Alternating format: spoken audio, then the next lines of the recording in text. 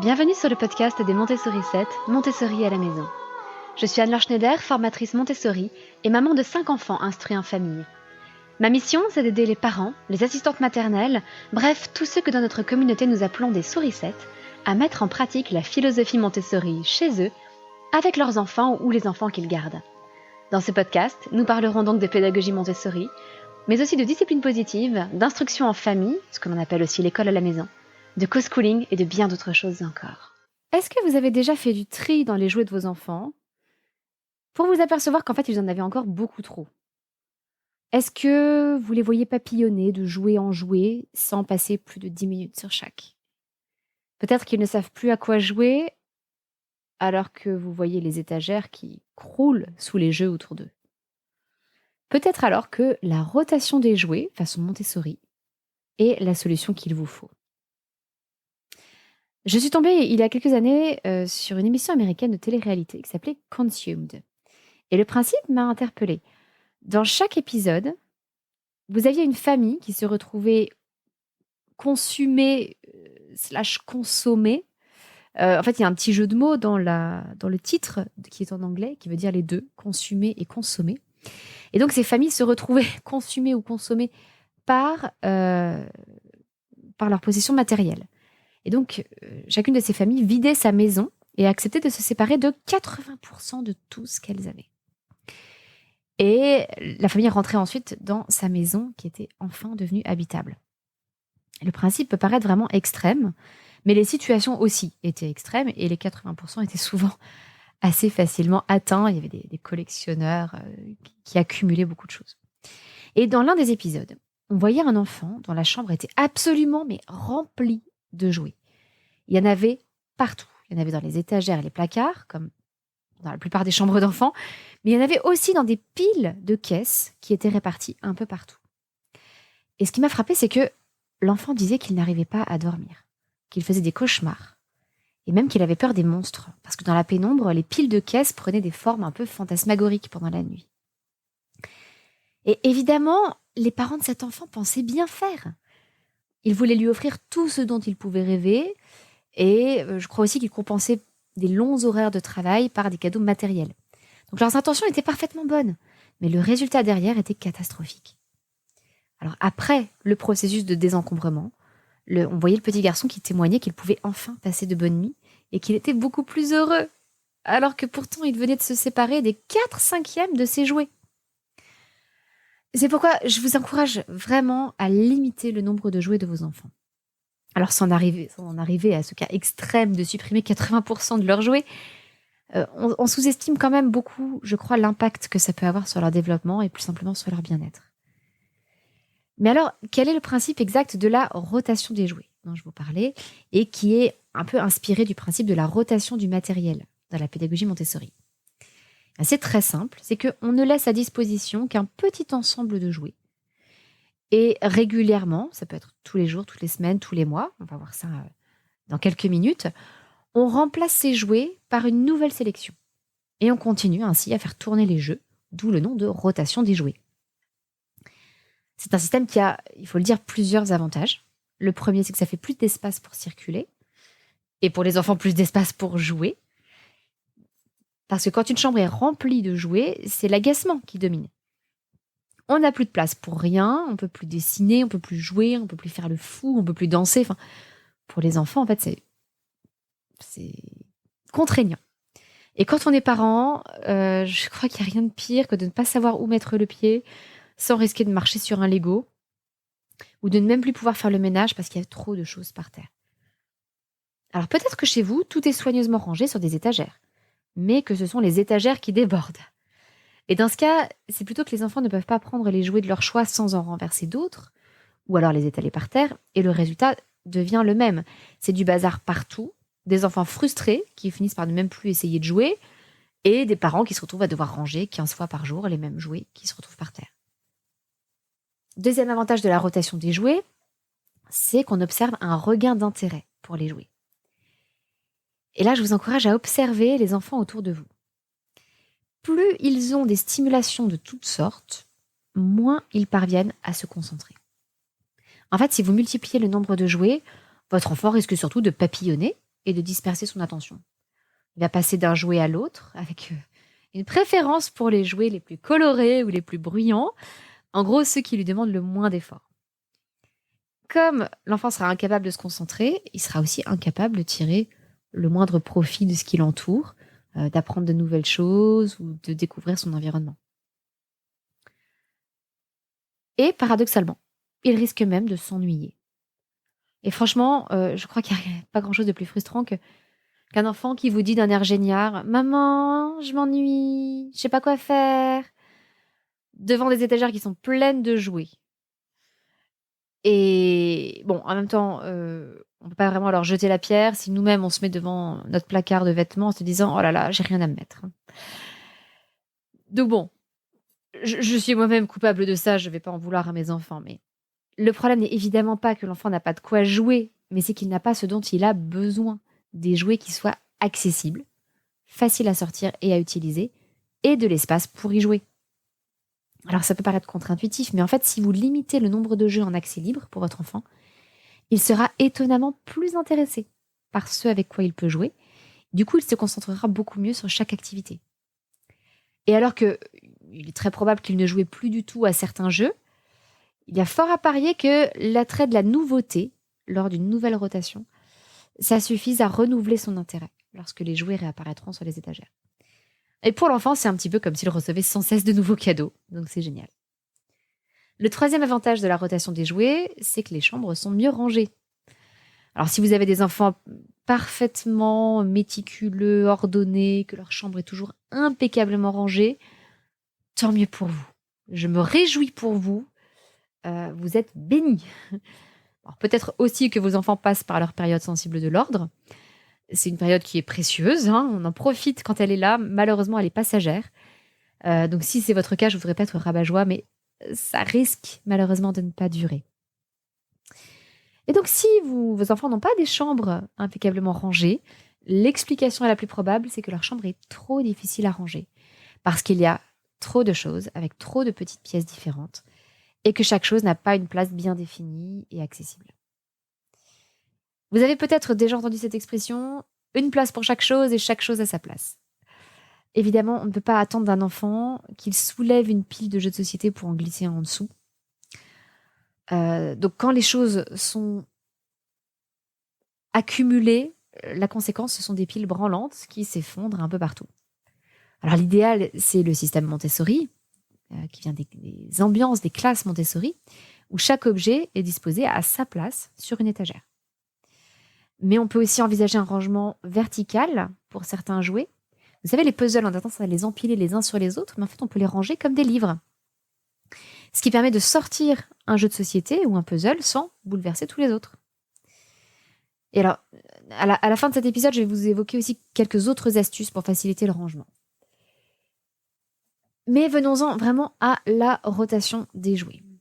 Et à ce grand débat, qui n'est pas d'une utilité fondamentale, mais est-ce que la rotation des jouets, c'est Montessori ou pas?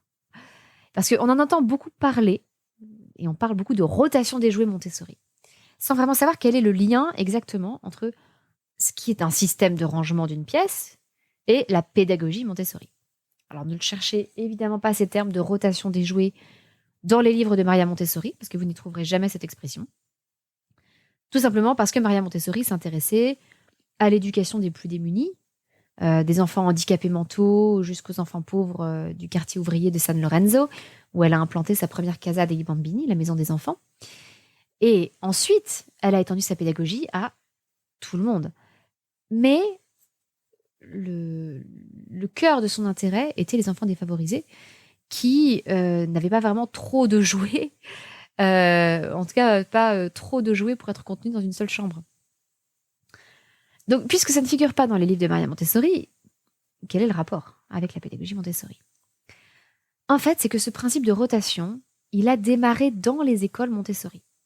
Parce que dans certains domaines comme la vie pratique, ou ce que l'on appelle, suivant les écoles, le domaine de la culture ou de la découverte du monde, eh bien, le matériel possible est incroyablement riche et varié.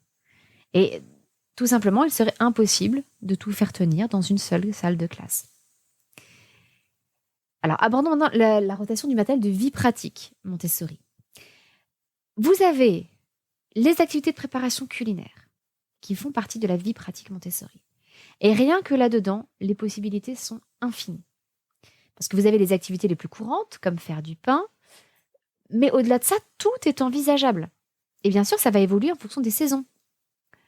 À un moment, on pourra par exemple proposer aux enfants de couper des fraises, ou d'épépiner des raisins, ou d'enlever les noyaux de cerises, suivant les périodes de l'année. Donc au-delà des fruits et légumes, qui doivent autant que possible rester de saison, si on veut que les enfants perçoivent un peu les différents cycles dans la pousse des plantes, il y a un si grand nombre d'activités possibles que de nombreux éducateurs se sont mis à les faire tourner pour permettre aux enfants de s'exercer à toutes sortes de tâches culinaires, sachant que c'est un domaine que les enfants affectionnent généralement beaucoup. Donc voilà quelques idées en vrac.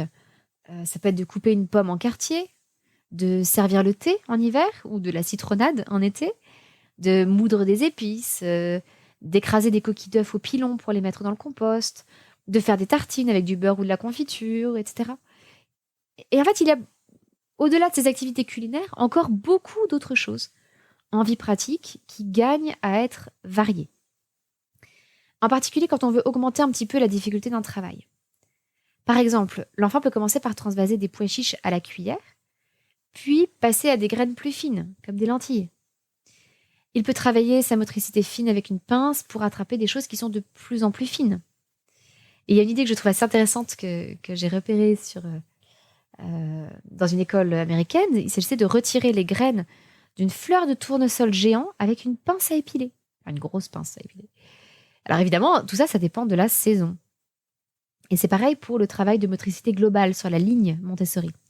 L'enfant commence par apprendre à marcher sur la ligne de différentes façons, puis en portant un plateau. Eh bien, ce plateau, il est tout d'abord vide, puis on va rajouter dessus un objet plat, puis une balle, puis un verre d'eau, etc., pour augmenter le niveau de difficulté en marchant sur la ligne. Quoi d'autre? Vous avez aussi la couture, qui se prête très bien à une rotation progressive. Par exemple, une fois que tous les enfants ont appris à faire un nœud et à passer le fil dans l'aiguille, on peut passer au point avant, et puis à des points de plus en plus difficiles. Ou alors, on peut faire d'autres propositions, comme tracer le contour d'une forme géométrique, ou alors même d'une feuille du cabinet de botanique. Donc, on trace cette forme sur le tissu et on propose de broder sur le contour ou à l'intérieur en faisant des points de remplissage. Et puis, donc tout ça, c'est pour la vie pratique. Et vous avez ce grand domaine de la culture. Et là aussi, on peut faire tourner les activités Montessori. Alors, c'est un domaine où on va quand même essayer de faire attention à garder des activités générales. Par exemple, des choses sur les continents dans leur ensemble.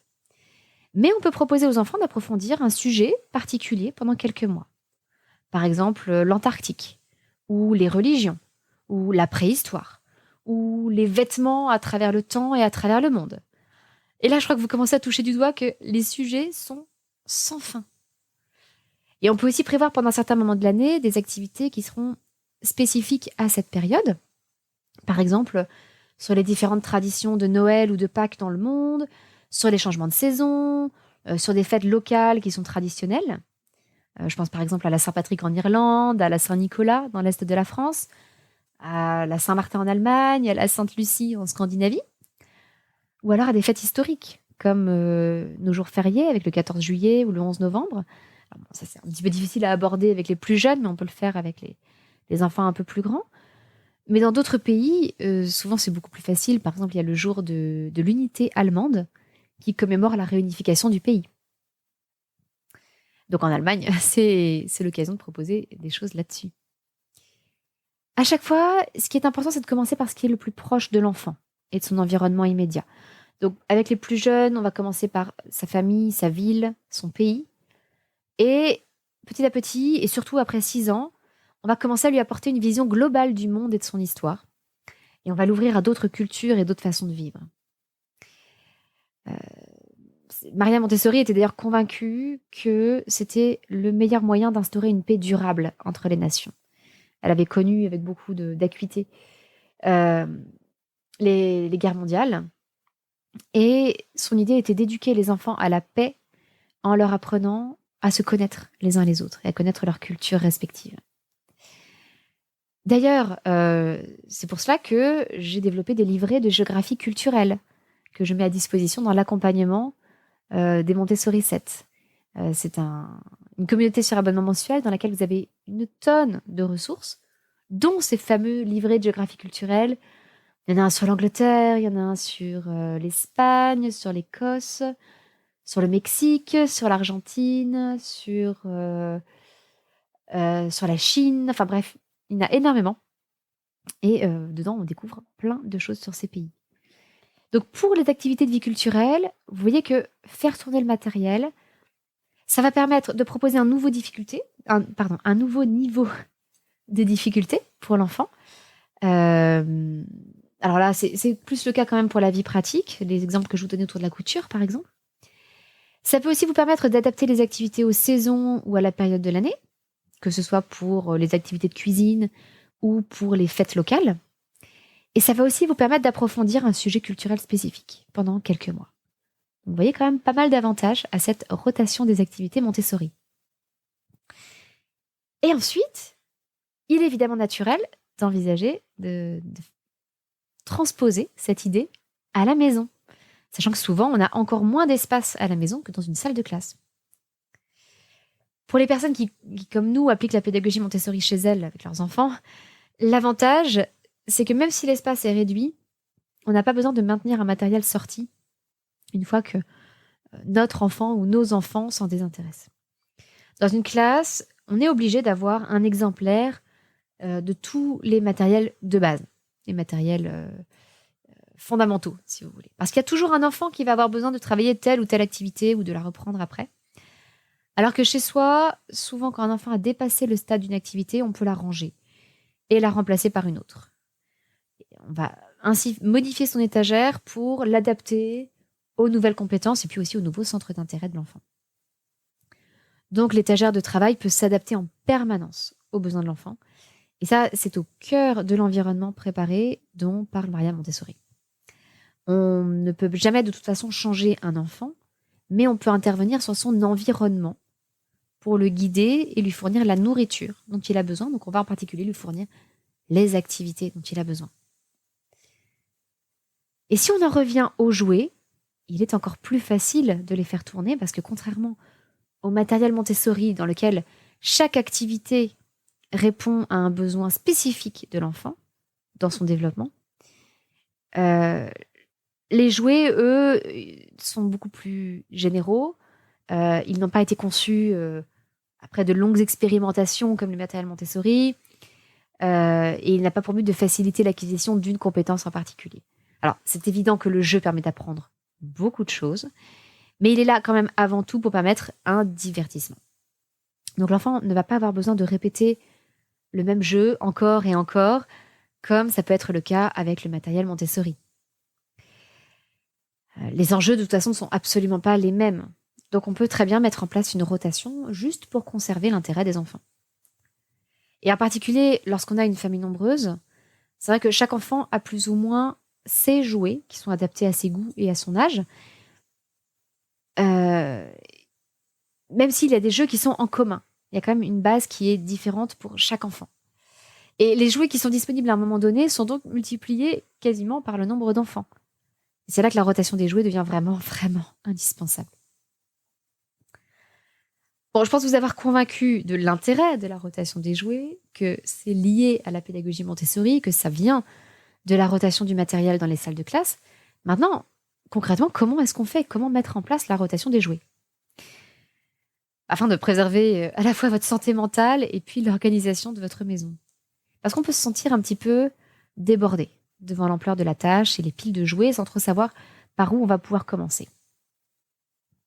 Alors, dans ce podcast, je ne vais pas rentrer dans tous les détails parce que c'est quelque chose que j'explique vraiment étape par étape dans ma formation Aménager sa maison Montessori, qui est étalée sur 10 jours, 10 thèmes, dont un des thèmes est la rotation des jouets. Mais voici quand même quelques principes de base pour vous guider. La première étape, c'est, à mon avis, de classer les jeux en différents lots.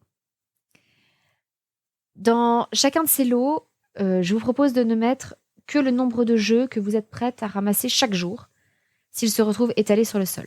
Donc en particulier, si vous avez des tout petits, voilà, le nombre de jeux que vous êtes prête à ranger chaque jour avant que l'enfant aille se coucher, par exemple.